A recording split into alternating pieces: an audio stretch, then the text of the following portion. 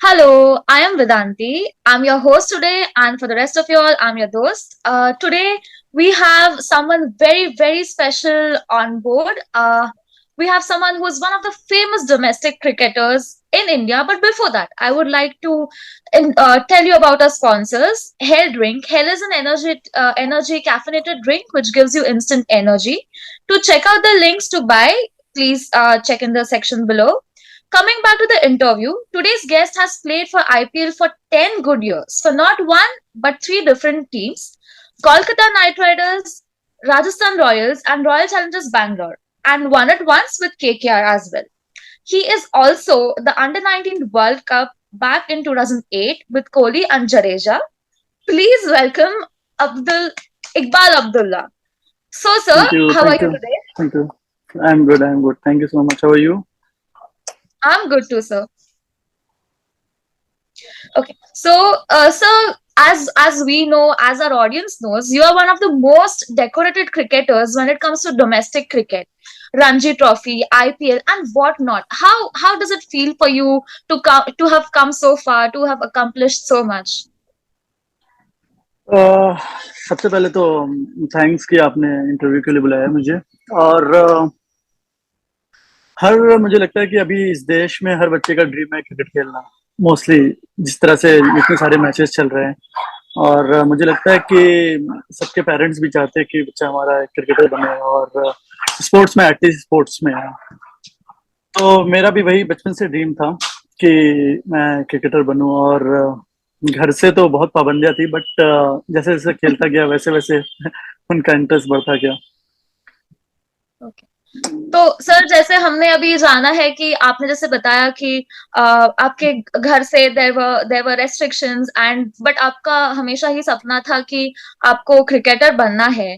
तो आपको यानी व्हेन वाज इट, आपको एग्जैक्टली कब रियलाइज हुआ कि क्रिकेट में ही आपको आपका करियर बिल्ड करना है? Was there any some specific point जिधर आपको ऐसे लगा, या आप किसी से इन्फ्लुएंस हुए थे, some other cricketer that you were always influenced by? नहीं, एक्चुअली देखा जाए तो हमारे घर में टीवी भी नहीं था कि जिस तरह से हम लोग। बट हाँ, एरियाज में बहुत सारे मैचेस चलते रहते थे। कभी गली क्रिकेट हो गया, या फिर हम लोग अपने टेरिस पे खेल रहे हैं, या फिर मतलब जहां भी चांस मिले वहां पे बैट बॉल हम लोग कुछ ना कुछ कर लेते थे। कभी लकड़ी, थोड़ा सा मोटी सी लकड़ी मिली तो उसका बैट बना दिया। फिर प्लास्टिक इकट्ठा करके हम लोग उसको रबर बांध के फिर उससे बॉल बना दिया। तो ये सब जर्नी था हमारा क्रिकेट स्टार्ट करने का। और घर से बहुत बार मार पड़ी बिकॉज ऑफ हम क्रिकेट खेल रहे थे क्योंकि घर पे बहुत सारे बहुत सारे काम छोड़ के हम इन सब चीजों में लगा करते थे कि आज बॉल कैसे बनाएंगे, प्लास्टिक के रबर रबर से बांध के, या फिर कुछ तो कुछ ना कुछ कुछ कभी कभी हम लोग बहुत सारे प्लास्टिक इकट्ठा करके उसको जला के गोल सा बॉल बनाते थे। तो बहुत इंटरेस्टिंग स्टोरी है, और मजे भी आते थे उस टाइम पे क्योंकि थोड़ा सा मिल रहा था, एक आध बॉल बनाते थे। हार्डली 6-7 बॉल का मैच होता था और बॉल खराब भी हो जाता था, तो बस उतना ही उतने में ही प्लेजर था हम लोग को। बट धीरे धीरे टेनिस टेनिस बॉल से खेलना चालू किया। और आ, कुछ टीमें बनती थी, स्पॉन्सर रहते थे। स्पॉन्सर इन द सेंस कि मोहल्ले का जो सबसे दबंग लड़का है वही स्पॉन्सर रहेगा, ना कि पैसे और कपड़ों में। तो ये सीन हुआ करते थे। और वो लोग 3-4 टीमें ऐसी रहती थी कि आपको चूज करना पड़ता था कि सबसे स्ट्रांग लड़का कौन है। और वो उसने बोला भी है पहले कि आपको खेलना है मेरी टीम से, बोले से वो 2-4 ओवर के मैचेस रहे। तो वो सब चीजें इंटरेस्टिंग थी, मजा आता था खेलने को। तो वहां से मेरी जर्नी स्टार्ट हुई कि हाँ, लोग जान रहे कि हाँ, ठीक ठाक खेल देता है। ओके। एंड जैसे आपने कहा कि आपके घर से आपको काफी सारे रेस्ट्रिक्शंस थे, तो it was not very easy for you to get into this field of cricket. तो रेस्ट्रिक्शंस एज इन जैसे क्या रेस्ट्रिक्शंस हुआ करते थे कि आपको खेलने से ही मना करते थे, और वाज इट बिकॉज आपके एकेडमिक्स बीच में आते थे? What how how did your parents react जब उनको पता चला कि आपको क्रिकेट ही टेकअप करना है आगे जाके? हाँ जी, मेरा मेरा एक्चुअली क्या था कि हम सबसे बड़ा प्रॉब्लम क्या था कि हमारी एक शॉप थी, जनरल स्टोर की शॉप थी घर पे। और वहां पे टाइमिंग था, अब्बू नमाज के बाद, फजर की नमाज के बाद अब्बू का टाइमिंग था क्योंकि वो जल्दी उठते थे नमाज के लिए, वो शॉप खोलते थे। फिर 10-11 बजे मेरा बड़ा भाई खोलता था शॉप, मतलब आके वो बैठता था क्योंकि अब्बू दिन भर नहीं बैठ सकते। फिर 12 से 1-1:30 के बीच में बंद हो रहती थी हमारी दुकान, जो भी 2 बजे। उसके बाद फिर मेरा टाइमिंग आता था बैठने का। ओके। तो मोस्टली उस टाइम पे लड़के लोग तैयार होते थे कि इवनिंग को 3 से लेके 6 बजे तक मगरिब तक मैच होता था। और मेरा बहुत सारा मैच इस कारण मिस हो जाता था।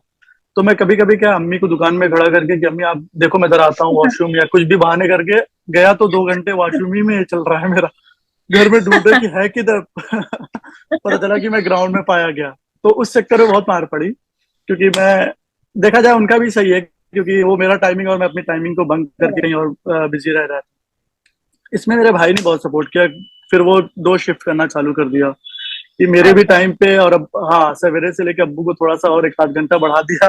और मेरे टाइम पे वो आके बैठने लगा। तो इस हिसाब ओके। से उसने बहुत बहुत हेल्प की इस चीज में। सो यानी ग्रेजुअली आपको आपके फैमिली से सपोर्ट मिलने ही लगा, इन अ वे और द अदर दे जी स्टार्टेड हाँ, हेल्पिंग यू जी आउट हाँ, विद इट। जी हाँ, जी हाँ, जी हाँ। That's really nice. No wonder we say that family is always one of the reasons why somebody becomes successful. Okay. So, sir, now that I have asked you something about your personal life or how it has been so far, I am a little keen on knowing how your career has been. So, जैसे we all know that you had an exceptional outbreak at the under 19 level. आपका जो 2008 का world cup था in triumph with Virat Kohli and Jadeja, how did that go? What was your experience with it? अ, अच्छा experience था मेरा actually, क्योंकि हम लोग अंडर 17 और 19 में कहीं ना कहीं मिल रहे थे हम लोग। हमारा नॉर्थ जोन से, ईस्ट जोन से, साउथ जोन से मैच होते रहते थे, तो सारे प्लेयर नोन थे कि कहीं ना कहीं वो प्लेयर हमें मिलते थे। और हम लोग का जो एनसीए लगता था, मैंने 4 5 साल एनसीए किया हुआ है, नेशनल क्रिकेट अकेडमी में। तो वो Okay. सब प्लेयर हमें मिलते, हम लोग का जो इंडिया से कुछ टॉप 25 या 30 लड़के रहते हैं, वो हर साल एनसीए में वो एज ग्रुप में वहां पे होते हैं एनसीए के लिए, Okay. जहाँ पे उनको ट्रेनिंग दी जाती है। तो मोस्टली सभी प्लेयर 45 का कैंप रहता है, तो बहुत नोन हो जाता है कि हम लोग एक दूसरे को बहुत अच्छे से जान जाते हैं, नेट में भी जान जाते हैं और पर्सनल भी जानते हैं कि कैसे क्या है। जब आप अपने स्टेट के लिए 17 में परफॉर्मेंस करते हो, फिर 19 में परफॉर्मेंस करते हो, तो आपको फिर एक होप रहती है कि आपको नेक्स्ट स्टेप आपका अंडर 19 वर्ल्ड कप या फिर अंडर 19 का जो टूर है इंडिया के लिए, वो होता है। तो मुझे पता था, क्योंकि मेरा परफॉर्मेंस टचवुड माशाल्लाह बहुत अच्छा हुआ था। कुछ अंडर 17 में 52 विकेट्स और 19 में कुछ 20 विकेट 3 मैच में थे। तो एक था कि हाँ, नेक्स्ट स्टेप मेरा एनसीए है, उसके बाद अगर वहां पे ट्रेनिंग या फिटनेस में अच्छा रहा तो ऑफकोर्स अंडर 19 के लिए सिलेक्ट रहूंगा, क्योंकि मेरे पीछे परफॉर्मेंस था और जो मेहनत थी वो साथ में थी। Correct, correct. तो आपका hard work it showed off, it did pay off, all this hard work, ये जो गली में आपने क्रिकेट खेला हुआ है, that passion did really reflect. Very nice. जी। So another thing that I wanted to ask you, competing in these cutthroat मैदान्स, how did it feel when you, जब आपने फाइनली मुंबई को रिप्रेजेंट किया, आफ्टर ऑल आपने जब अपनी मुंबई को रिप्रेजेंट किया, तो how was that feeling for you? हाँ जी, सबसे सबसे पहले जब मैं बॉम्बे पहुंचा और लैंड हुआ, तो मेरे हाथ में एक बड़ा सा किट बैग था। मतलब मैं उतरा, तिलक नगर में उतरा, और मुझे अच्छे से याद है। फिर वहां से मैं वीटी के लिए ट्रेन लिया, लोकल ट्रेन। मेरा फर्स्ट टाइम था वो। एक तो जितना बड़ा मैं था उतना बड़ा मेरा किट बैग था, तो मैं दिख ही नहीं रहा था किट बैग है कि मैं हूँ। जब कुरला नहीं, हाँ, तिलक नगर टर्मिनल से मैंने वीटी के लिए ट्रेन लिया। इतनी भीड़ मैंने लाइफ में कभी नहीं देखी थी। और वो ट्रेन पकड़ के, और कब मैं प्लेटफॉर्म पे गिरा पाया गया खुद को, मुझे भी नहीं पता था, क्योंकि वो लास्ट स्टॉप वीटी था और वहां पे मैं किट बैग के ऊपर पड़ा था। तो कोई मेरे साथ थे, उन्होंने बोला कि भाई पहुंच गए हम लोग। मैं कहा मैं तो किट बैग पे पड़ा हूँ। तो ये जर्नी था मेरा। और और नेक्स्ट दिन हमारा मैच था, एक प्रैक्टिस मैच मैं खेल रहा था स्कूल की तरफ से, अंजुमन स्कूल की तरफ से। नेक्स्ट दिन ही मैच था मेरा, शाम को मैं पहुंचा और नेक्स्ट दिन प्रैक्टिस मैच था। तो आजाद मैदान नाम मैंने बहुत सुना था, क्योंकि सचिन सर वहां से खेले हुए थे, और गाय Correct. शील्ड, हरी शील्ड, वहां पे बहुत सारे मैच हुए थे। तो मैं जब पहुंचा तो मैं पूछा कि मैच है किधर, क्योंकि इतने सारे मैच चालू थे वहां पे, और कुछ 27 28 विकेट्स थे वहां पे, मैचेस चालू थे। तो बोले यही मैदान है। मैं कहा कि मैदान तो चलो ठीक है, लेकिन मैच है किधर? ये तो सब तो खेल ही रहा है, हमारा मैच किधर है? मेरे को लगा कि एक नॉर्मल सा जो एक ड्रीम रहता है कि एक स्टेडियम रहेगा, ग्राउंड रहेगा, सिंगल मैच रहेगा। Correct. तो बोले, तो उन्होंने कुछ एक ग्राउंड, ग्राउंड का नाम मुझे अच्छे से नहीं याद है, बट हाँ कुछ बीच में एकदम सेंटर पे ही विकेट था। और मैं जब पहुंचा तो मैं कहा यार इकबाल गलत जगह आ गए हो तुम। इतनी भीड़ में नहीं हो पाएगा, तुमसे नहीं हो पाएगा इस भीड़ को देख के। तो बट मैंने कैसे कैसे करके मैच खेला, और वहां पे अगर मैं पॉइंट पे खड़ा था तो मेरे पीछे एक हार्डली 5-10 मीटर पे दूसरा बल्लेबाज बैटिंग कर रहा था, तो मेरे को डर भी लग रहा था यार कहीं बॉल तो आगे लगे ना। तो मेरा प्रॉपर मैंने मन बना लिया था कि नहीं मेरे को वापस जाना है। तो फिर आई डोंट नो कैसे खुद को बनाया मैंने, एक हफ्ते तक मैंने कहा कि नहीं यार इतने दूर से आए हैं तो कुछ ना कुछ तो मसलियत होगी ऊपर वाले की, यहाँ पे भेजा हुआ है। तो एक हफ्ता मेरा इसी तरह गुजरा, फिर खुद को मैंने कहा कि नहीं अभी हम खेलने के लिए आए हैं तो कुछ ना कुछ करना पड़ेगा, थोड़ा सेक्रीफाइस करते देखते आगे क्या होता So that sacrifice has taken you a very long way. है। So जी हाँ। that you made your, as far as I know, and the audience knows here, you have made your debut for Mumbai senior team in 2007. Correct. जी हाँ। After that, a year later, you were also picked in for the Kolkata Knight Riders team in 2008 का IPL. तो जी वो हाँ। जो आपका जो jump था 2007 से लेके 2008 तक का, that the year of transition, how is that for you? How did that jump feel for you? हाँ जी। अब मैं आपको थोड़ा सा लॉन्ग रहेगा तो मैं बताता हूँ उसके लिए, क्योंकि जब मैं अंडर गाई शील्ड हैरी शील्ड खेला, हैरी शील्ड में परफॉर्म हुआ हमारा, और हमारा स्कूल अंजुमन स्कूल चैंपियन हुआ। उसके बाद हमें पुरुषोत्तम में सेलेक्ट किया गया, उसमें भी परफॉर्म हुआ। तो फिर अंडर 17 के लिए सेलेक्ट हुआ मैं, अंडर 17 बॉम्बे के लिए, टचवुड। और थैंक्स टू सेलेक्टर कि उन्होंने आई डोंट नो कुछ तो देखा होगा कि, क्योंकि ऑलरेडी हमारे पास बॉम्बे के पास 2-3 लेफ्ट राइट स्पिनर थे, फॉर एग्जांपल पुष्कराज चौहान और प्रतीक मांजरेकर, और एक एक दो और लेफ्ट आर्म स्पिनर थे जो कि करंट बॉम्बे टीम में चल रहा था, जिनका कैंप चल रहा था, और लड़कों के मुंह से सुना जा रहा था कि ये है तू कहाँ पे आएगा इस टीम में। तो वो चीज था। और पर बॉम्बे के सिलेक्टर ने मुझे फेथ दिखाया और सेलेक्ट किया मुझे अंडर 17 में। बट मेरा 2 मैच जो बॉम्बे के लिए था वो मुझे लगा कि मेरा पैकअप है, लास्ट मैच है। फर्स्ट मैच में मुझे एक विकेट मिले एल्फ में, और उसके बाद फिर सेकंड मैच भी एल्फ में था, उधर भी एक विकेट मिली। बट प्लस पॉइंट ये था कि मैंने एक मैच में कुछ 46 किया और एक में 54 रन किया था। और प्रवीण नामरे सर थे उस टाइम पे, मेन सिलेक्टर थे, जूनियर सिलेक्टर थे शायद वहां के। तो अच्छा। बट हाँ जी, मेरे को लगा कि अब तो क्योंकि एज ए बॉलर मैं खेल रहा था, और फिर 2 मैच डेज के मतलब आप 2 मैच में 2 विकेट आपका कुछ नहीं है। फिर टचवुड उन्होंने फेथ दिखाया, और फिर ऐसा हुआ कि लास्ट के टोटल 8 मैच में मेरे 52 विकेट्स हुए। टचवुड माशाल्लाह Oh कैसे भी अच्छा wow, हुआ। that's commendable.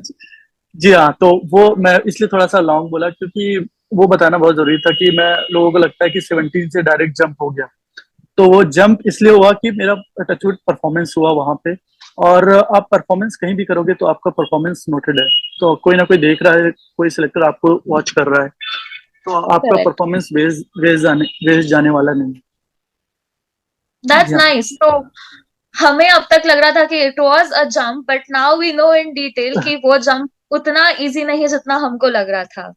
जी हाँ। जी हाँ। That's really nice. So जैसे आपने बोला कि you have had a difficult part जहाँ आपको restrictions थे, आपने उसको overcome किया। जब आप मुंबई आए तो there were certain things that you realized, but then there must have been one moment जिधर आपको लगा कि बस I belong over here, जो कर रहा हूँ वो सही कर रहा हूँ। So ऐसा वो कौन सा एक मोमेंट था जिधर आपको लगा कि you belong here? नहीं ऐसे तो मैं, आप बिलीव नहीं करोगे, मैं बिल्कुल भी सेटिस्फाइड नहीं था, बिकॉज मैं जब परफॉर्म हो रहा था ना तो मेरा एम था देश के लिए खेलना टिल नाउ। तो अभी थोड़ा सा ब्रेकडाउन, एक लंबा गैप आया हुआ है बीच में, बट आई बिलीव इन अल्लाह। अल्लाह पे बहुत भरोसा है मुझे, और खुद के ऊपर भी भरोसा है कि मैं जो मेहनत कर रहा हूँ सही कर रहा हूँ अभी फिलहाल। तो बट कैसा क्या हुआ कि जब आप वर्ल्ड कप के लिए होते हो, और फिर आपको पता है कि मैंने रणजी ट्रॉफी डायरेक्ट नहीं खेला। मैं फर्स्ट जो मेरा अंडर 19 के बाद टूर था, फर्स्ट क्लास डेब्यू था, वो मेरा कराची में था, पाकिस्तान में था। वो Oh, जी हाँ, रणजी ट्रॉफी टीम जिस साल चैंपियन होती है, मतलब पहले एक टूर्नामेंट ऐसा होता था कि आपकी रणजी टीम, इंडिया की रणजी रणजी चैंपियन और पाकिस्तान की रणजी चैंपियन एक दूसरे से मैच खेलते थे।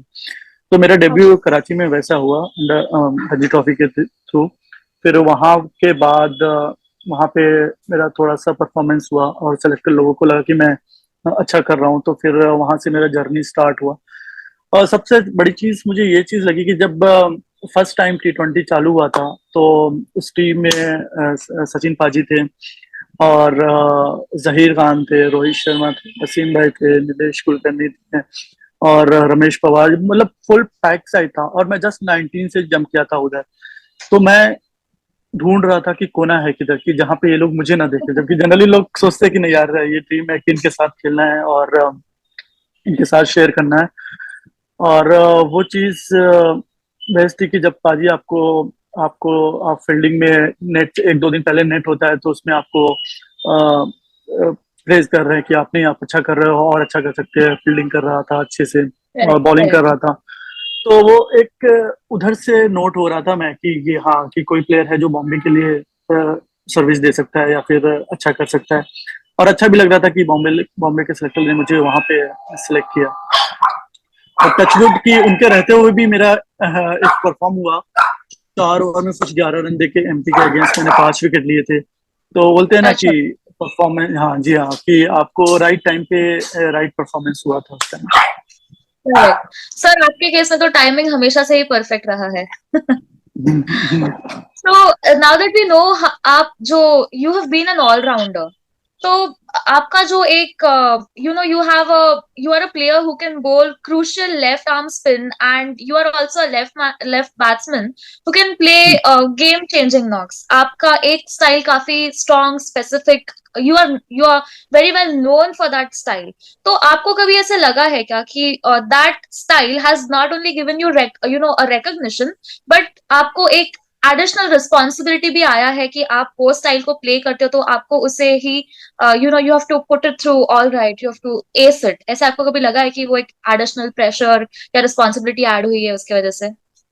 नहीं, उसकी वजह से मुझे एक प्लस पॉइंट था कि अगर आप as a left arm spinner खेल रहे हो, मैं सबसे वही बोलना चाहूंगा कि अगर आप एज ए बॉलर हो तो आपको बैटिंग करना आना चाहिए। अगर नहीं आ रहा तो आप उसके ऊपर वर्क करें। तो वो आपका, जैसे मैंने बताया कि अंडर 17 में 2 मैच के बाद 2 विकेट लेने के बाद अगर मैंने बैटिंग में 50 और 40 नहीं किया होता, तो मैं आज आपको आपके सामने इस तरह नहीं बैठा होता। मेरा ऐसा मानना है कि आप अगर क्रिकेटर हैं तो आपको फील्डिंग आनी चाहिए। आप बॉलिंग करते हैं, बॉलिंग में स्पेशलिस्ट हैं, तो आप बॉलिंग तो कर ही रहे हैं, लेकिन जो आपको थोड़ा सा स्पार्क देगा और जो आपको टीम में 11 में जगह दिलाएगा, वो आपकी बैटिंग दिलाएगी।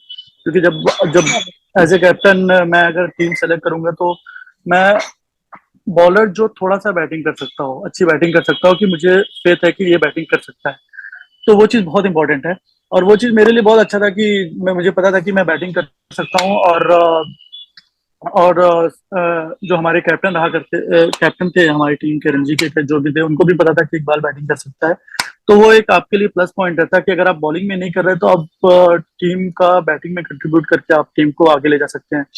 और एक कंपटीशन भी होता था मोस्टली हम लोग, हमारी टीम रणजी ट्रॉफी में, जैसे कि कभी अजीत अगारकर सर, अजीत भाई ऊपर जाते थे बैटिंग को, फिर उन्होंने में से ज्यादा रन किया तो वो ऊपर जाते थे, और रमेश भाई रन ज्यादा किए तो वो ऊपर जाते थे। और मतलब एक एक थोड़ा सा हेल्दी, मतलब एंजॉय और हेल्दी वाला वो था कि जो जो रन करेगा वो उस हिसाब से ऊपर नीचे होता रहता था, फ्लैक्चुअल होता था।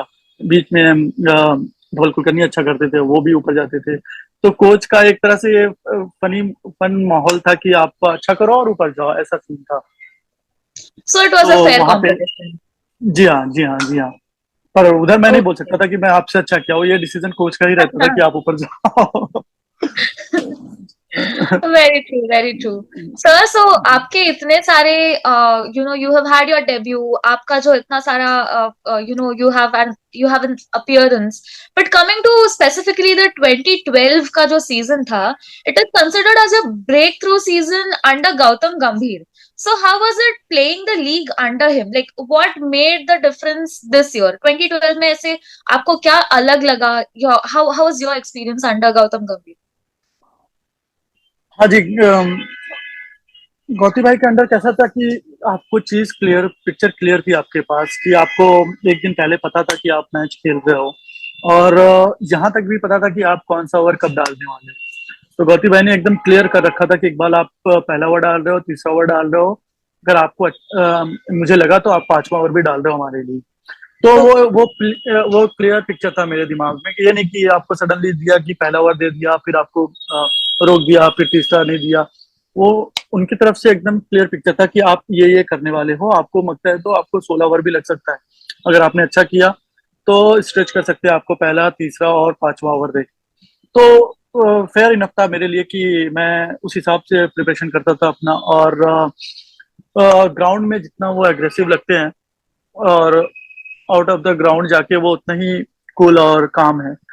तो उनके पास से बहुत कुछ लेने को रहता था मुझे कि आप सबसे बड़ी ये चीज थी कि उनको खुद के ऊपर फेथ था।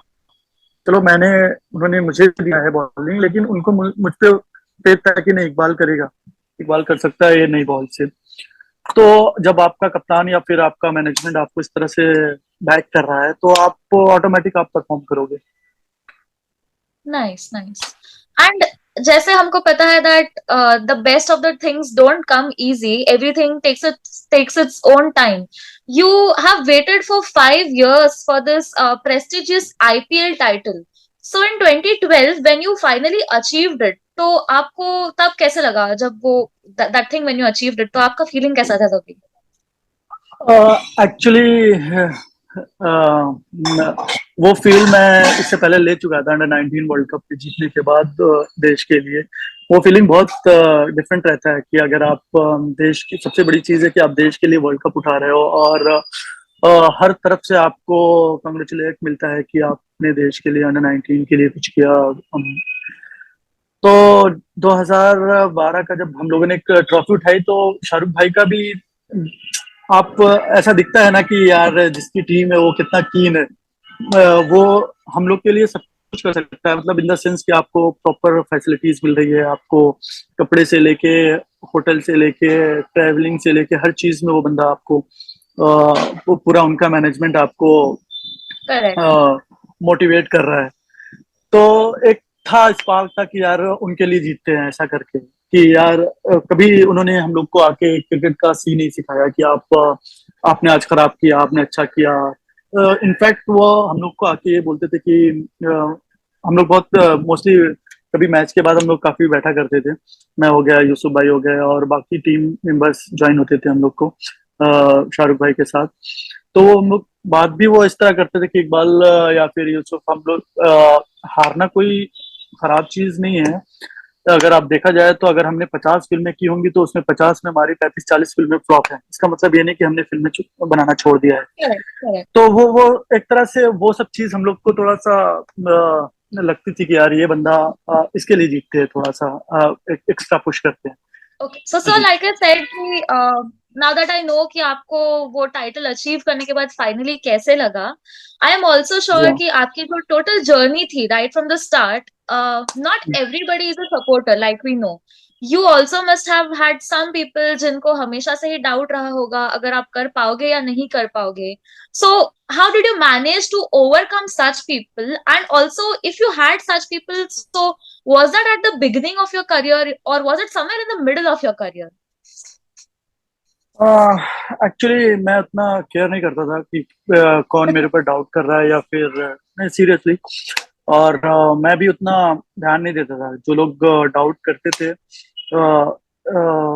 मेरा यही क्वेश्चन था कि अगर आपके पास वो चीज़ नहीं है, अगर आप किसी ने जो नो अननोन पर्सन है जिनको क्रिकेट नहीं खेलना आता, मुझे पता है कि मैं इनको बॉल डालूंगा वो नहीं खेल पाएंगे, वो लोग मुझे सीख देते हैं तो मुझे उतना फर्क नहीं पड़ता उस चीज़ का कि मुझे पता है कि ये चीज वो चीज नहीं कर सकते हैं जो ये चीज मुझे सिखा रहे हैं। हाँ, आप छोटा मोटा मुझे फॉल्ट बता सकते हो कि आपने ये चीज गलत खेली, आपको इस सिचुएशन पे ये चीज नहीं करनी चाहिए थी। तो वो चीज एज ए स्टूडेंट मैं ले सकता हूँ। बट अगर वो हमें ये बताया कि ये चीज गलत कर रहे हो वो चीज सही कर रहे हो, आप ये कर रहे हो, तो उतना मैं अगर उस फील्ड में वो बंदा नहीं है तो मैं उतना माइंड नहीं करता था उस चीज को। Correct correct correct. So which means आपने किसी क्रिटिसिज्म को पर्सनली लिया ही नहीं, and that is actually made you what you are today. जी हाँ, जी हाँ। That's amazing. That's amazing. Sir, also that I know you were reunited with Virat Kohli for RCB alongside AB de Villiers and Chris Gayle. So how was that atmosphere for you? आ, सबसे best चीज मेरी थी कि जो मेरे idol थे Daniel Vettori, और मैं बहुत बहुत टाइम से उनका वीडियोस, उनके मैचेस सब देखता था। आ, तो जब मैं आरसीबी गया तो मुझे खेलने का नहीं खेलने का वो उतना वो नहीं था। मुझे मुझे सीखने के लिए, मैं एक्चुअली सबसे बेस्ट चीज मुझे थी कि मैं इनसे कुछ सीखूंगा। और जब आपके पास आपके आइडल हो, जिस तरह लोग एज ए बैट्समैन लोग सचिन पाजी को आइडल मानते हैं, जब उनके साथ खेलने का मौका मिलता है तो बहुत कुछ लोग सीखते हैं। तो वो चीज मेरे साथ थी कि मैं वहां पे पहुंच के मैं उनसे सीख सकता था। तो वो चीज मेरे लिए बहुत अच्छी थी, और बेस्ट चीज थी कि अंडर विराट थे वहां पे। और क्योंकि लोग मुझे जानते थे वहां पे कि इकबाल क्या कर सकता है, तो एक बहुत अच्छा एटमोसफेयर था वहां पे भी। आप वर्ल्ड के बेस्ट बैट्समैन एबी डिविलियर्स के साथ थे, फिर क्रिस गेल के साथ जो हमारे साथ केकेआर में ऑलरेडी पहले थे, फिर शेन वॉटसन थे, फिर मिचेल स्टार्क थे, और मतलब केएल राहुल था। फिर मतलब आप देखेंगे तो एक बहुत पैक साइड था, जो आप बोल सकते हैं Correct. कि इस टीम में आप चहल था। इस टीम में आप कमियां निकालो तो आपको नहीं लगेगा कि एज ए पेपर आप इस टीम को आप चैंपियनशिप देने से रोक सकते हो। तो True. बहुत कुछ सीखने को वहां से मिला मुझे। और एक अच्छी जर्नी थी, और डैनियल विटोरी से बहुत कुछ मैंने वहां पे सीखा। That's great. That's great. But as we know, in 2016, RCB was just a few inches away from the championship. But let's say it wasn't meant to be in those years. But with RCB, we saw a very different and upgraded version of Iqbal Abdullah, let's say. How did those years make you a better cricketer? अह, जब आप base आप थोड़ा सा भी 19-20 रहते हो, और फिर 20 के साथ आप 19 और 20 के साथ खेल रहे हो, इन द सेंस कि आप एक हाई लेवल प्लेयर के साथ खेल रहे हो, तो आपका परफॉर्मेंस और मेंटल टफनेस वैसे ही आपका गेन होता है। क्योंकि आप कितने दिन आप खुद को रोकोगे कि मैं थोड़ा शॉर्टकट करता हूँ या फिर वट एवर जो भी करता हूँ। तो जब आप अपने प्लेयर को सामने देखते हो तो आपका क्रिकेट कि वो लोग किस तरह से प्रिपरेशन कर रहे हैं, कैसे ग्राउंड में एफर्ट दे रहे हैं, कहाँ पे बैटिंग कर रहे हैं, क्या चीज टॉपिक क्या उनका छिड़ा हुआ है, किस टॉपिक पे बात चल रही है। तो ये सब आप जब आप उनके साथ रह के करते हैं तो आपको खुद ही पता चलता है कि नहीं, अपना भी क्रिकेट को अपग्रेड करना पड़ेगा। अपग्रेड इन द सेंस कि नहीं, आप उनकी तरह से आप थोड़ा सा सोचने चालू करते हो, या फिर आप वहां पे उनसे बातें करते हो कि आप अपने गेम को ऊपर कैसे ले जा रहे हो। तो छोटी छोटी आपको एक भी पॉइंट अगर मिल रहा है वहां से, अगर 10 पॉइंट बोल रहे हैं आप, एक पॉइंट भी उनका फॉलो कर रहे हैं, तो आपको ऑटोमेटिक क्रिकेट का नॉलेज हो जाएगा। मुझे याद है कि जब मैं बैटिंग करने गया था सेमीफाइनल में एबी डिविलियर्स के साथ, तो उन्होंने फर्स्ट जनरली रहता है ना कि आपको एक बड़ा बड़ा प्लेयर रहता है कि आपको बोलता है कि आप साथ देना मेरा, मैं खेलता हूँ। उन्होंने एक वर्ड नहीं बोला। जब मैं बैटिंग के लिए गया और पहला बॉल ऐसा टाइप करके मैंने थर्ड मैन पे रन लिया, तो उन्होंने बोला कि नहीं, आई नो कि तू रहेगा मेरे साथ विकेट पे, हम लोग ये मैच जिताते हैं। मतलब इन इंग्लिश में Oh, उन्होंने, जी हाँ। तो जब सामने का प्लेयर आपको ये बोलता है, उसको उसको भी कुछ फील हुआ होगा कि नहीं, कि अगर ये मेरे साथ रहेगा, और उसको खुद सेल्फ बिलीव रहा होगा कि मैं करता हूँ। तो वो चीज मुझे भी अच्छा लगा कि सामने से बोला कि नहीं, उसको भी फेथ आया कि मैं कर सकता हूँ, तो इसलिए आके बंदे ने बोला होगा, तो वो एक मॉरल एक बूस्ट ऑटोमेटिक। unspoken confidence था. Correct. जी हाँ, जी हाँ। Definitely, definitely. सर, आपकी ये जो 10 साल की एक्सट्रीमली कमेंडेबल और इंस्पिरेशनल जर्नी रही है, तो इस जर्नी में आपका सबसे बेस्ट आईपीएल सीजन आपके मुताबिक कौन सा था? बेस्ट सीजन तो अ, देखा जाए तो फिर हमने आरसीबी के लिए भी 2016 का भी अच्छा सीजन किया, और फिर 2012-13 में केकेआर लिए rising cricketer of the year लिया। तो देखा जाए तो वो बेस्ट सीजन था, क्योंकि मुझे वहां पे अवार्ड मिला। और यहाँ पे अगर चैंपियनशिप मिलती तो ये भी एक मेरे लिए सबसे ज्यादा तो आरसीबी के लिए ड्रीम ट्रू हो जाता कि उनका जीतने का जो सपना है वो हो जाता। बट मुझे नहीं समझ में आया कि ये जो मेरे लास्ट 3 4 साल 4 5 साल जो भी खराब जा रहे हैं, आई स्टिल थिंक कि मैं समझ नहीं पा रहा हूँ कि मैं उस एरा से बाहर क्यों।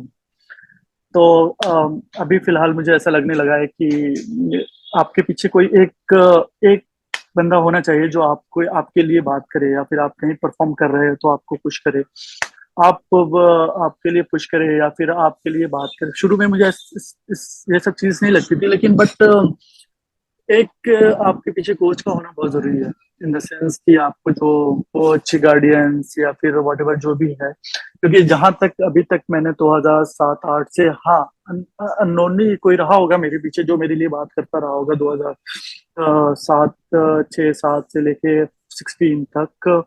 बट सामने नहीं आया कि हाँ इकबाल मैंने तेरे लिए यहाँ पे कुछ किया है या तेरे लिए बात की है। अभी तक जो टचवुड जो भी क्रिकेट खेला है मैंने एज ए परफॉर्मर खेला है, और मुझे भी कोई आके कोई नहीं बोल सकता है कि मैंने तेरे को यहाँ पे सिलेक्ट करवाया। हाँ, इंडिया ए के लिए जब सिलेक्ट हुआ मैं, तो दिलीप सर, मुझे मुझे ऐसा फील होता है कि मैंने परफॉर्म किया, और दिलीप सर ने डायरेक्ट ऑस्ट्रेलिया में हमारा मैच था इंडिया का, जहाँ पे अमित मिश्रा भाई थे और पीयूष चावला जी थे, रैना थे, और क्या नाम है, बद्रीनाथ थे। और वो मैच में मैं बाहर बैठा हुआ था, और कोच प्रवीण आमरे सर थे, तो वहां पे दिलीप सर मैच देखने आए हुए थे। तो उन्होंने ऐसे बातों बातों में बोला कि इकबाल क्यों बाहर है, उसको मैं नेक्स्ट मैच खिलाऊं। तो वो चीज मुझे आज भी याद है कि हाँ, जिस तरह मैंने बोला कि आपका एक बंदा आपके पीछे होना जरूरी है, तो वो मैच के लिए अगर दिलीप सर ऐसा बोल सकते कि नहीं इकबाल का होना जरूरी था नेक्स्ट मैच में, और मैं खेला मैच, तो वैसा मुझे लगता है कि मेरे पूरे होल कैरियर में मिसिंग था वो चीज, कि आपके पीछे कोई बंदा बोलने वाला रहे, या फिर नो डाउट आप परफॉर्म करते हो, अगर अगर हम परफॉर्म कर रहे हैं, अगर सोशल मीडिया पे वो चीज एक्सप्लोर नहीं हो रही है, तो आपका परफॉर्मेंस, मुझे लगता है कि जो चीज 100 लोग देखने वाले हैं, वो आपका ग्राउंड पे जो लोग हैं सिर्फ उनको उनको तक ही पता चलेगा, अगर अगर आपके पीछे कोई नहीं है तो मुझे लगता है कि वो चीज होना थोड़ा थोड़ा सा मेरे लिए वो माइनस पॉइंट था वो चीज का। Okay, okay, that's it. There are always ups and downs, but we are sure, sir. We have seen you on screen, and I cannot tell you, the audience has so much of love for you. You always thank you have that love audience. from the audience, sir. Thank you guys, thank you मेरे वाले और message जाने वाले को भी thanks. Most welcome, sir, on everyone's behalf. So now that we know cricket is slowly, gradually leaning towards the franchisee cricket, how inclined are you towards it? आपका personal opinion क्या है उसके ऊपर? For IPL, No, no, for the franchise cricket, sir. Franchise cricket in the sense कि जिस तरह से IPL हुआ, आईपीएल के मैचेस एंड ऑल ना। Yeah. Hello, hello. Yes, sir. हाँ, आ रही आवाज? हाँ जी। Yes, sir. You're audible, तो sir.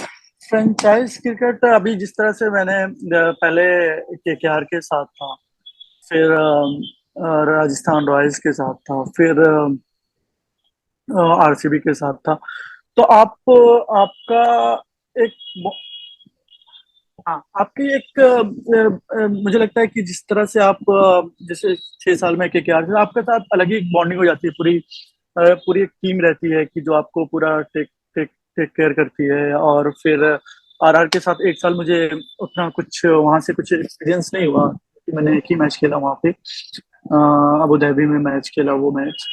और एक फैमिली टाइप का रहता है वो फ्रेंचाइजी, कि आपको कितना कंफर्ट जोन मिलता है, आप अपनी बातें शेयर कर सकते हो, और कप्तान के साथ आप मिलते हो, या फिर मैनेजमेंट के साथ आप मिलते हो, तो एक मैं मोस्ट कंफर्ट जोन मेरा केकेआर था। फिर उसके बाद मैं आया आरसीबी में, भी बहुत बहुत अच्छा माहौल था, क्योंकि जिस तरह से हम लोग हमारे वहाँ पे एक माने काका थे आरसीबी में, जो मैस्टर थे, बट मैस्टर कम, वो हम लोग को फूड वूड ज्यादा खिलाते थे, उनके रूम में आप हर चीज खा जाओगे।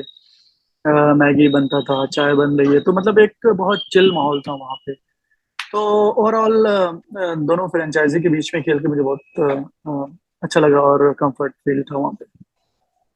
So, would you given an opportunity, would you be open to play international franchisee leagues, for example, BBL or CPL? आपका take क्या होगा? Will you be interested in playing? What is your area of interest in that? जी हाँ, नहीं, अगर BCCI of course, अगर BCCI allow कर रहा है या फिर मुझे लगता है कि मैं यहाँ पे बाउंस बैक नहीं कर सकता, तो नेक्स्ट स्टेप, अगर आप खेल रहे हैं, मैचेस खेल रहे हैं, तो आपको कुछ ना कुछ एक्सेप्ट तो लेना पड़ेगा, क्योंकि आपका जो ड्रीम है क्रिकेट खेलना, आप वही खेलने जा रहे हैं। तो मुझे लगता है कि आने वाले समय में भी बीसीसीआई थोड़ा फ्लेक्सिबल हो और उस चीज को अलाउ करेगा। आपने बीच में सुना होगा, रैना रैना भाई ने भी कुछ बोला था कि बीसीसीआई को शायद जाने देना चाहिए।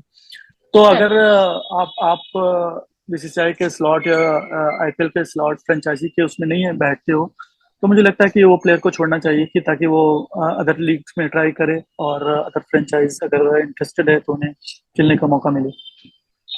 Okay. So, which means personally आपके लिए whichever form of cricket is it, as far as वो cricket है, you are open to any form of it. जी हाँ, जी हाँ। नहीं, अगर फर्स्ट प्रेफरेंस तो आपका आपकी कंट्री और आपका आपका सेल्फ फ्रेंचाइजी है, जैसे self franchise in the sense की आईपीएल, क्योंकि आप फर्स्ट प्रेफरेंस उसको आप वही देंगे। अगर आपकी जगह वहां पे नहीं बन रही है, तो मुझे लगता है कि बीसीसीआई को ऐसे प्लेयर को छोड़ना चाहिए जो लोग नहीं खेल पा रहे हैं यहाँ पे, और ना कि आप रिटायरमेंट लो फिर वहां जाके खेलो, फिर आपका आईपीएल यहाँ पे बंद हो जाए। तो एक ऐसा ऐसा वो करना चाहिए कि आप जाओ खेलने, अगर वहां पे आप परफॉर्मेंस कर रहे हो, अच्छा परफॉर्मेंस कर रहे हो, नहीं बनो आप बाउंस बैक कर सकते हो आईपीएल में। तो एक जिस तरह से लोग अभी फॉर एग्जांपल कि अभी इंडियन टीम में जो प्लेयर नहीं रहते हैं, वो जाके काउंटी क्रिकेट खेलते हैं वहां पे, या फिर आके स्टेट खेलते हैं, फिर काउंटी क्रिकेट बाहर खेलते हैं। उनका परफॉर्मेंस, अगर वहां पे परफॉर्मेंस कर रहे हैं तो काउंट होता है उनका परफॉर्मेंस। तो इसी तरह से मुझे लगता है कि जो प्लेयर नहीं खेल पा रहे हैं, आईपीएल नहीं खेल पा रहे हैं, उनको बाकी लीगों में छोड़ना चाहिए, ना कि आप यहाँ पे संन्यास लेके आप दूसरी लीग खेलो, फिर आप ताकि आपका यहाँ का रास्ता बंद हो जाए। तो अगर आप में स्पार्क, आप में परफॉर्मेंस है, आप परफॉर्मेंस कर रहे हैं, तो नेवर नो, हमारे पास 8-9 फ्रेंचाइजीज हैं जो आईपीएल करा रहे हैं। अगर आपका एक्स्ट्राऑर्डिनरी परफॉर्मेंस रहेगा, आपको 100% आप बाउंस बैक कर सकते हो। फॉर एग्जांपल, जिस तरह से बाहर के लोग प्लेयर जाके इधर उधर का लीग खेल रहे हैं और परफॉर्मेंस कर रहे हैं, तो उसके बाद उनका कंट्री उनको अपनी अपनी अपने कंट्री के लिए खिला रहा है, या फिर दूसरी लीग में खेलने का मौका मिल रहा है। अभी बिग बैश में कोई अच्छा परफॉर्मेंस कर रहा है, ये तो उनका खुद का लीग है, तो हम लोग सिलेक्ट करते हैं आईपीएल में। तो मेरा कहने का मतलब वही है कि अगर हम जाके कहीं बाहर जाके खेल रहे हैं, अगर उस परफॉर्मेंस से हम फिर से आप आईपीएल के लिए आ रहे हैं, तो उस प्लेयर के लिए उससे अच्छी चीज नहीं हो सकती, मुझे लगता Correct. So, मुझे तो लगता है बस आप जैसी सोच और जज्बात हर एक में हो तो बहुत खूब। है। तो जैसे हमने आपका अभी टोटल जर्नी देखा है, आपने हमें वो चीजें बताई है जो प्रोबेबली हमको आज तक नहीं पता थी फ्रॉम योर पर्सपेक्टिव, कि आपका जर्नी कैसे रहा है। तो जैसे आप you were influenced by somebody when you were young, तो आप काफी लोगों के इंस्पिरेशन है। आप उन बडिंग क्रिकेटर्स को क्या मैसेज देना चाहेंगे? Is that something that you would want to tell the budding cricketers to about cricket or how they should take up cricket in the future? अह, सबसे सबसे पहली चीज है कि आप ब्लेम गेम करना छोड़ दे कि उसकी वजह से मैं नहीं हो रहा हूँ, इसकी वजह से नहीं हो रहा। आप किसी की वजह से, आप खुद की वजह से कहीं नहीं सिलेक्ट हो रहे हो, फॉर एग्जाम्पल। तो मेरा कहना यह है कि आप मेहनत करें, गॉड पे बिलीव रखें, और हंगर रखे कि मुझे परफॉर्म करना है। हर मैच आपके लिए परफॉर्मेंस है। मुझे किसी सीनियर ने कहा है कि अगर आपको किसी ने आपको बुलाया है खेलने के लिए, तो आपको इसलिए बुलाया है कि उसे पता है कि ये चीज वो कर सकता है बंदा। मतलब अगर मैं एज ए बॉलर मुझे बुलाया है, तो उसका एक्सपेक्टेशन रहेगा कि इकबाल आके हमारे लिए विकेट लेगा। तो आप, जिसने आपको बुलाया है, आप उसके उसके ट्रस्ट पे आप अपनी सेल्फ रिस्पेक्ट भी हो सकती है इसमें, कि जिस चीज के लिए बुलाया है आप वहां पे उनको करके दो। तो आपका नाम भी रहेगा और आपका आप खुद भी सेटिस्फाइड रहोगे कि आपने जिस जिस बंदे ने जिस चीज के लिए आपको बुलाया था आपने वो करके दिया है। तो करेक्ट, वो करेक्ट, हंगर एब्सोल्युटली। मै आपको वो हंगर मैच टू मैच रहनी चाहिए और परफॉर्मेंस करते रहो। और परफॉर्मेंस जाया नहीं जाता मुझे लगता है कि आप परफॉर्मेंस करते रहेंगे, आपको कोई ना कोई देख रहा है कहीं ना कहीं, हाँ थोड़ा सा लेट सवेर होगा पर आपका परफॉर्मेंस काउंटेबल होगा। लेकिन जब परफॉर्मेंस हो रहा है तो वो परफॉर्मेंस से आप सेटिस्फाइड मत हो, आपको हंगर रहनी चाहिए कि आप परफॉर्म करना है। Absolutely sir, this I am very sure आपने जो अभी एडवाइस दी है, that will come off as an inspiration to many many budding cricketers. Thank you so much for this advice. Now coming to the fun part, the interactive part of this interview, जहाँ पे आपको जो audience बहुत सारा ढेर सारा प्यार दे रही है, उसी ऑडियंस में से there are some fan questions which we have for you. I will not ask you too many questions. There are three questions that we have chosen for you, sir. So, one of our fans has asked us that how do you stay positive when things don't go your way? आपने अगर कोई चीज को plan कर रखा है और उसके मुताबिक अगर चीजें नहीं वर्कआउट होती, तो how do you remain positive about it? आप अपना देखिए, हम लोग जो हमारे आपका भी सपना बहुत सारा होगा और मेरा भी सपना है बहुत चीज है। सपना देखना बुरी बात नहीं है और अगर वो चीज नहीं हो रही है तो आपको पता है कि मुझे नहीं लगता है कि जो मैं एक्चुअली गॉड पे बहुत बिलीव रखता हूँ। और आप अगर इतने बड़े ब्रह्मांड को वो चला रहा है कि अगर आप उससे कुछ मांगो और वो गॉड आपको ना दे, ऐसा नहीं हो सकता। मुझे लगता है कि कहीं ना किसी थ्रू से आपको कुछ ना कुछ वो चीज दे रहा है। आपको वो हैप्पीनेस नहीं मिली तो कहीं सेकंड हैप्पीनेस आपको उसने दिया है। तो आप भूल जाते हो कि हमने जो चीज मांगा तो वो नहीं मिला है, दूसरी हैप्पीनेस। आप ये थोड़ा सा दिमाग लगाओ कि अगर उसने हैप्पीनेस दिया है तो ये वाली क्यों दिया, वो वाली क्यों नहीं दिया। तो आपको कहीं ना कहीं से वो मैनेज कर रहा है। तो आप बिलीफ रखो और परफॉर्मेंस करो। आपका जो चीज आपने बेस्ट चीज की होगी पास्ट में, उसके ऊपर आप थोड़ा बैक में जाओ, आप उसको देखो कि क्या किया था हमने और क्यों मिला। इस जो चीज आप परफॉर्म किया उसका आपको बेनिफिट क्या मिला, और जो आप कर रहे हो उसका आगे क्यों नहीं मिल रहा है। कुछ ना कुछ थोड़ा और बहुत कमी होगी, लेकिन आप अगर आपको सब चीज मिलने लगेगा तो सब लोग फिर प्रे करके ही खेलने लगेंगे। तो आपका जो बेस्ट Correct. परफॉर्मेंस है आप उसको रिमाइंड करो। और अगर आप कहीं भी परफॉर्मेंस नहीं कर रहे तो आप सैड मत हो। कहीं ना कहीं आपका एक बड़ा परफॉर्मेंस के लिए वो चीज वेटिंग है। Amazing. I am sure the person, the fan who has asked you this question will take insight from it. Coming to the second question, sir, ये actually सवाल मुझे भी था। जब आप बॉलिंग कर रहे होते हो तब आपका माइंडसेट क्या होता है? Are you very strategic or are you aggressive while doing the bowling? सबसे पहले मैं अच्छा क्वेश्चन है ये कि क्योंकि मैं कोशिश, अगर अगर आप एज ए बॉलर, अगर आपके पास 3-4 ओवर आप सेल्फ खुद को दो, मुझे ऐसा लगता है। जनरली लोग रहता है कि मैं बॉलर हूँ और मैं पहले ओवर में जाता हूँ विकेट लेने। अगर आप पहले दूसरे तीसरे ओवर में ट्राई करने जाओगे, मैं टेस्ट मैच की बात कर फिलहाल ना, क्योंकि अभी मैं मैच देख रहा था तो वो याद आया मुझे। तो टेस्ट मैच की बात कर रहा हूँ, क्योंकि अगर आप पहले ही ओवर में 3 बाउंड्री खा जा रहे हो, 2 बाउंड्री खा जा रहे हो, फिर नेक्स्ट ओवर आके 2 बाउंड्री खा जा रहे हो, फिर नेक्स्ट ओवर में आके एक आध बार, तो एज ए कैप्टन मैं उसको बंद कर दूंगा। तो आप पहले खुद सेटल हो, 2-3 ओवर ऐसा खुद के लिए दो कि मैं थोड़ा सा मिडन मिडन डालता हूँ, 2-3 ओवर जितना कम रन हो सके दूं। और फिर उसके बाद आपका जब आपको पता है कि ये पिच किस तरह से बिहेव कर रहा है, और ऑफ कोर्स अगर कोई लाइन से 3 ओवर में 5 रन 6 रन 7 रन दे रहा है तो कोई भी कप्तान इतना वो नहीं है कि आपको जाके बोलेगा कि नहीं नेक्स्ट नेक्स्ट बॉलर को लगा देगा। या फिर एज ए बैट्समैन हम टाइम लेते हैं ना, जाके एटलीस्ट 10 बॉल को वॉच करते हैं कैसा, उसी हिसाब से बॉलर का है कि आप पहले सेल्फ खुद को टाइम दो एज ए बॉलर। फिर आपके पास जो जो वेराइटीज हैं या फिर आप जो आपका पीछे का एक्सपीरियंस है और जो मैच खेल रहे हो आप धीरे धीरे आप खुद को पिच के हिसाब से फील्ड लगा के आप बॉलिंग डाल सकते हो। मेरा So, कहना है कि पहले खुद को टाइम दो। आपके मुताबिक हर टाइम हर एक बार बॉलिंग करते हुए स्ट्रैटेजी होना इज वेरी इंपॉर्टेंट। जी हाँ, जी हाँ। Okay. And sir, this is also a question that I would have loved to ask you. जैसे आपने कहा कि हर एक क्रिकेटर को सेल्फ मेड होना पड़ता है, उन्हें सब कुछ आना चाहिए, batting, bowling, fielding, everything. But given a choice, अगर आपको बैटिंग और बॉलिंग के बीच में एक चुनने अगर बोलते हैं, तो what would you enjoy more, what would you like more? मैं एक्चुअली किसी वो रहता है ना कि किसी को बेवकूफ बना के आउट कर दिया, मतलब वो एक एज ए बॉलर में वो हुनर रहता है. एज ए बॉलर कभी आपको लगता होगा ना कि बुमराह ने 4 बॉल बाहर डाला, शमी ने 4 बॉल आउट स्विंग किया, और उसको पता है कि 5वां बॉल में अगर इन स्विंग कर रहा हूँ उस पर इंसान आउट हो रहा है, तो उससे ज्यादा मजा मुझे नहीं लगता कि बैटिंग में है.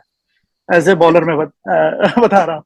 तो वो चीज एज ए बॉलर मैं बहुत इंजॉय करता हूँ कि किसी को पहले सेट करता हूँ कि इधर इधर इधर ड्राइव कर रहा है, और फिर जो मेरा प्लान चल रहा है मेरे दिमाग में कि इसको यहाँ पे आउट हो सकता है और वहां पे आउट होता है, तो उससे बेटर उससे फीलिंग नहीं होती कुछ. तो मैं बॉलिंग ज्यादा एंजॉय करता हूँ. Amazing. So with this, we have come to an end of our interview. I am very delighted कि आपने इतना सारा हमें टाइम दिया, हमारे सारे क्वेश्चंस को आंसर किया, फैन क्वेश्चंस को आंसर किया. We hope that you also liked having an interview with us. Is there anything that you would want to say by the end of this? Any quote that you follow, anything that you follow, anything you would want to address to the audience? Any message for the audience in general?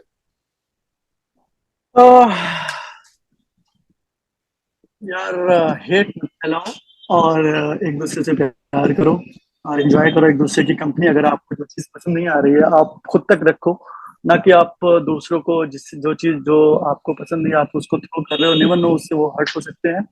तो आप अगर मैं सही हूं तो मुझे सामने वाला गलत नहीं दिख सकता. मेरा एक सिंपल Correct, सी चीज है कि अगर आप correct. सेल्फ खुद को देख रहे हो कि आप कितने सही हो, तो आप नेवर दूसरे सामने वाले पे ब्लेम नहीं कर सकते हो कि वो गलत. तो आप खुद अच्छे बनो, ऑटोमेटिक अच्छी चीज हो जाएगी. Amazing, amazing, sir. I am very personally motivated from the answers that you have been giving. Thank you so much for your time. Thank you for being aboard with us. Thanks a lot for this interview, sir. Thank you so much, thank you so much.